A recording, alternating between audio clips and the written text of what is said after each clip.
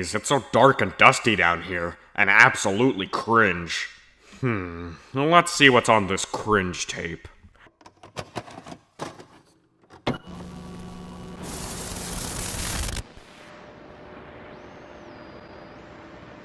Hey, cringers.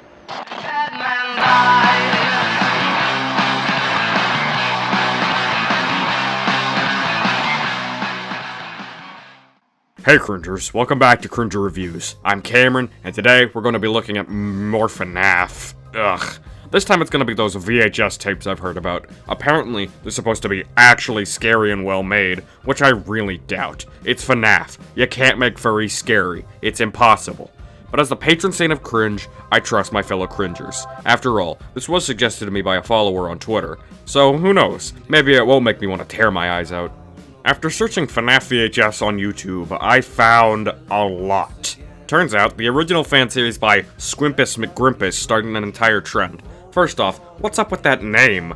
For something that's supposed to be scary, this name is just plain silly. Anyway, I'm gonna be taking a look at 3 FNaF VHS series, the other 2 being the ones suggested to me. Without further ado, let's begin. Alright, here we are, the one that apparently started it all. This series is supposed to be a retelling of the FNaF story in the style of analog horror.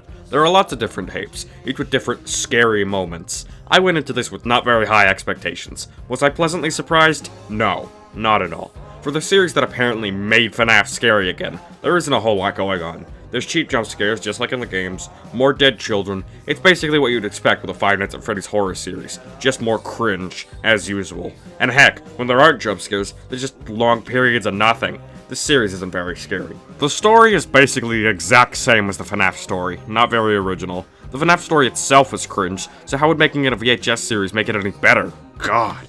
One thing I suppose I can give it credit for is it's looking at the characters of FNaF. Like, name one character from FNaF. You might say Mike Schmidt, the first night guard. We know nothing about him except his name. Same with most other characters, which is pretty boring. It's nice that this series managed to give us at least some insight on a few characters, but it doesn't do all that much for me since I still won't care about them. Like I said in my FNaF video, I stopped being a fan of the series years ago. This series gets a cringe on the cringe scale. Nice try, Squimpus McGrimpus, but with a FNaF horror series, there isn't much you could do. Now, onto the... Our next series is The Walten Files by Martin Wells, who actually did me fan art on Twitter once, which was based, but it won't change my opinion. Anyway, this series confused me a lot. I can't even tell whether this is supposed to be FNaF or not. Bonnie is called Bon, and there are completely different animatronics and characters. It's either an alternate universe or just a blatant FNaF ripoff. Cringe. As for the series itself, it's a completely different story, which I guess is a plus side since it at least tries to be original. But the story is just... what? I don't know what the heck's going on, except there are people going missing, people animatronics, and whatever. The visuals also caught me very off guard. It's all crappily animated in 2D. With Squimpus McGrimpus, I was at least sort of immersed in the experience because of the 3D animation. But this? Drawings can't be scary. They don't look realistic at all. It's so cringe. So cringe, in fact, that I just cringed so hard, the Cringe Foundation had to contain me. Now, is this series scary? It tries a little more than Squimpus McGrimpus. Tries. It's not just blood and weird-looking faces, which there is a lot of. The series was painful to sit through.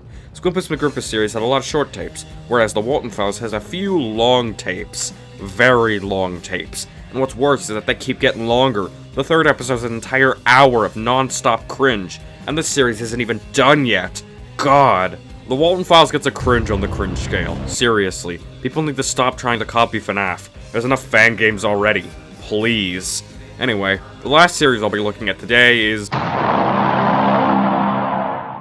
This one is interesting. When FNaF VHS was recommended to me on Twitter, 2 people actually replied telling me not to watch this series because it's cringe. Well, surely that's a reason for me to watch it, right? After all, I'm here for the cringe.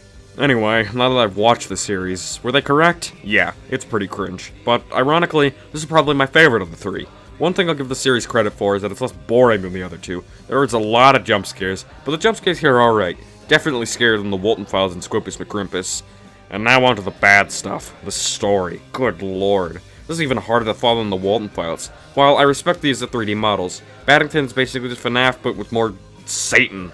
from what I could gather at least. The insane amount of references to the devil and hell and satanic rituals or whatever is making me cringe so hard that I just got 15% smaller. This story is just way too dark. I can't take it seriously. I think the main villain kills his entire family and puts them into toys. How does that even work? Animatronics maybe, they're pretty big, but some of the toys are small dolls. Seriously, what? This is straight up cringe. Overall, this is a very strange series. It's cringe, but I found it just a little more interesting than the previous two.